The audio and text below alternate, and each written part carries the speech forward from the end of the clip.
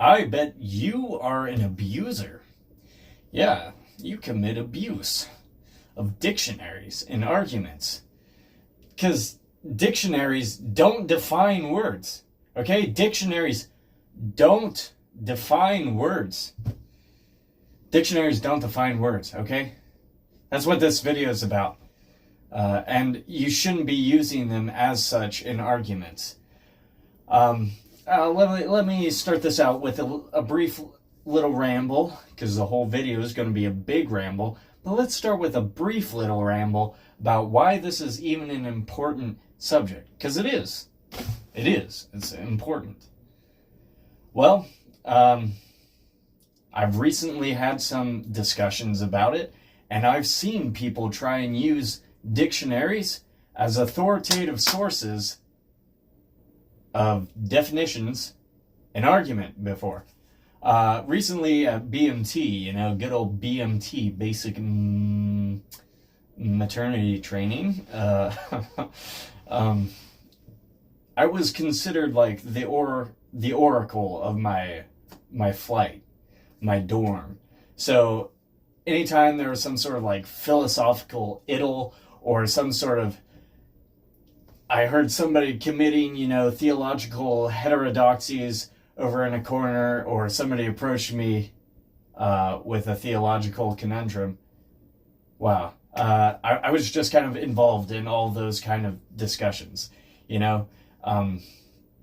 intentionally, people approaching me, or I would overhear something and rush in to rescue theological truth, Anyway, so I was something of an oracle, a well-respected brain.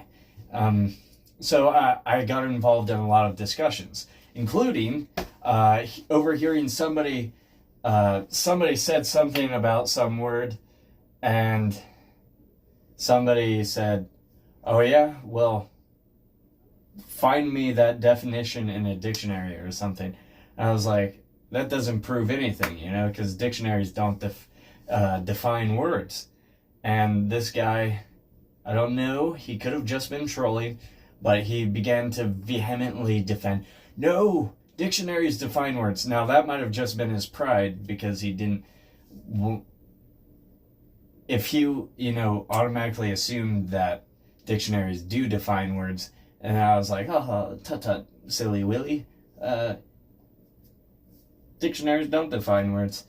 And that's a stupid assumption that you've been carrying around your whole life. Maybe that offended his pride, and so he buckled down for that sake. Maybe that's the issue. But anyway, we commenced to have a discussion. And the more I've thought about it, the more I think this is a relevant and important thing to discuss. Because over the years, I've heard quite a lot of discussions / arguments / conversations where there is some sort of disagreement over a definition. And it's not like, hey, I think the definition of grass is that ground-born, leafy blade thing springing up from the ground that's typically green if healthy. And this guy says, no, grass is bricks in the form of, the Mona Lisa. If that's the discussion we're having, then yes, dictionaries can be helpful to find out what is the actual definition of grass. They're a clarifying tool, but they don't define words, okay? They don't define words. We'll get into that soon. However, most discussions are not like that. Unless you're arguing with, like, a baby brother, you're not going to have a discussion over what is the actual definition of a word. Is it this really tangential thing that has almost nothing to do with the actual word, or is it the actual word? Most of the times, and this might be a video I make soon, you'll say, hey, I think an engagement ring is an unconditional gift. It's me giving you this ring and also saying, hey, will you marry me? And I say, no, I think an engagement ring is a bribe. Yeah. Ooh, that's going to be a spicy one. I think engagement rings are a bribe. Well, you can't just whip out a dictionary and say, well, it doesn't say bribe, so you lose. Because I don't. That's not how you're supposed to use a dictionary in an argument. You know why? Because dictionaries don't define words. You're catching on. You're catching on. So how come dictionaries don't define words? Well, think of it this way. What was the universe before Merriam-Webster? What was the universe before Merriam-Webster?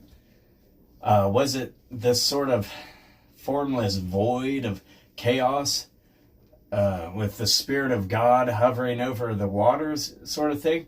Was that the universe before Merriam-Webster decided to write a dictionary and give definition to the world? No!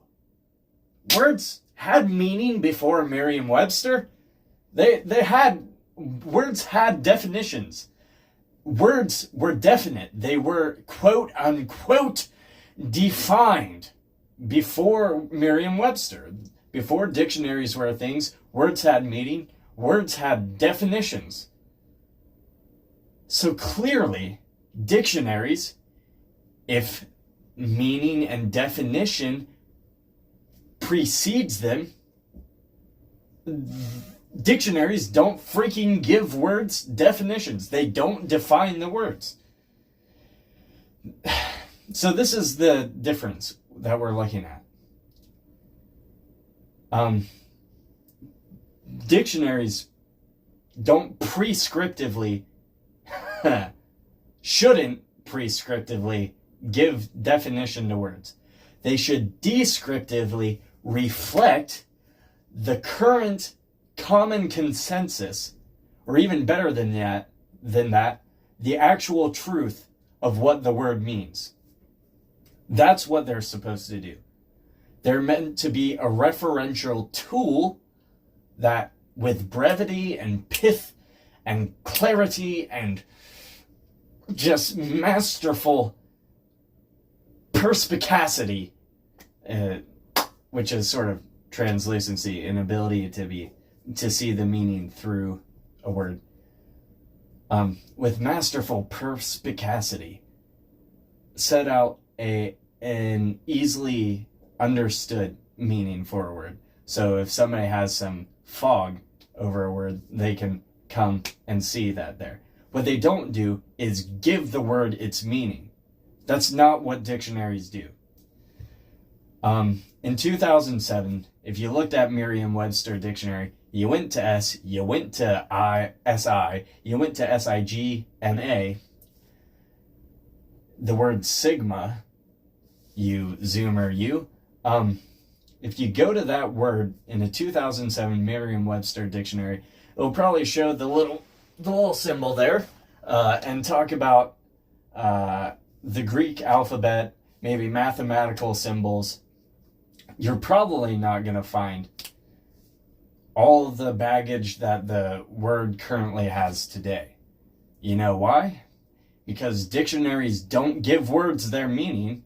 They're supposed to reflect the meaning of a word, and especially a meaning of a word at a certain point in time. So, yeah, this is obvious. It would be a theological statement, a theological confession and creed to say that dictionaries give words meaning. Because what you're saying is, I am giving the power of reality itself to the publishing house that owns such and such a dictionary. They are my God, essentially, because they get to define reality for you. And that's kind of what dictionaries have begun to think themselves, because it's not just a theological nub that we're looking at here, it's also a very political nub, because dictionaries recently have secretly and deviously and literally diabolically, depending on how you think, literally diabolically begun to try to set themselves up as authoritative, prescriptive sources of meaning. As in, they begin to fudge the meaning of woman, man, obviously, taking it from its previous biological connotation and moving it over to an identity connotation, as well as things like, of course, person, what a baby is, what a person is, what a child is, what, all these different. If it's a political issue right now, it probably has some sort of relevancy to dictionaries and definitions and the meaning of a word. There's so much conflict around the meaning of the word.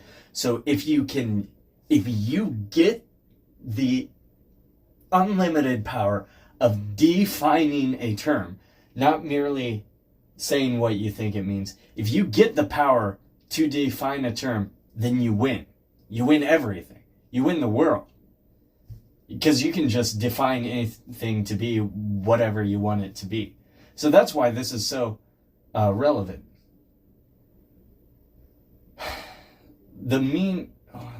Words' meanings can shift over time. If it's something like sigma, it can develop new meaning, but that's something that happens apart from dictionaries. Dictionaries don't prescribe the way a culture is going to evolve a term's meaning. They didn't look in 2020 and say, hey, I think we should change the definition of sigma so that it can be used in brain rot memes and stuff. Because I think this word has so much potential. No, they didn't prescribe that. They've probably updated their definitions to have a little subcategory now to include that, because they descriptively are looking at the culture and trying to describe how it's used now. That's what they ought to do. So dictionaries, as we've said, say it with me now. A 1, 2, 3, 4, 5, 6, 7, 8. Don't define words. Dictionaries don't define words. That's all we're saying here. And so stop using that in argumentation. If we're arguing over what an engagement ring is, and you bring up the dictionary definition of a term, I'm going to laugh you to your face.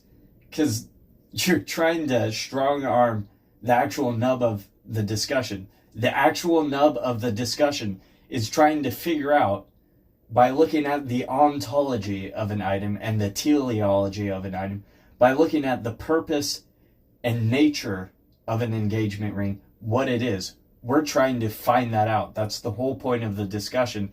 And you're trying to evade all that truth seeking by just copying out and going the lazy direction to see what other people have thought it is, rather than trying to find the actual nature of the subject yourself. So it's lazy, and it cedes theological authority.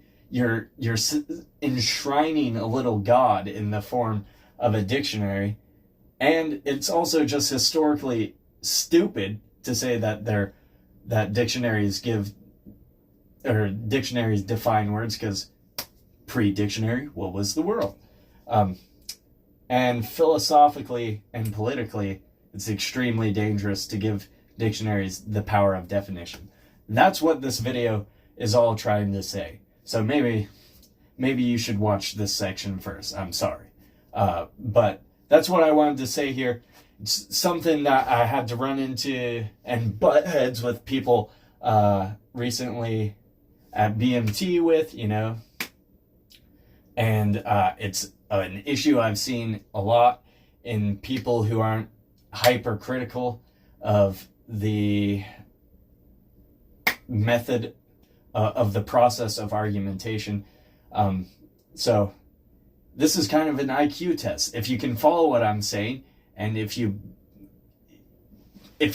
carry on with me, my wayward son, if you can freaking follow my line of thought here, you're probably not the stupidest grape in the bunch,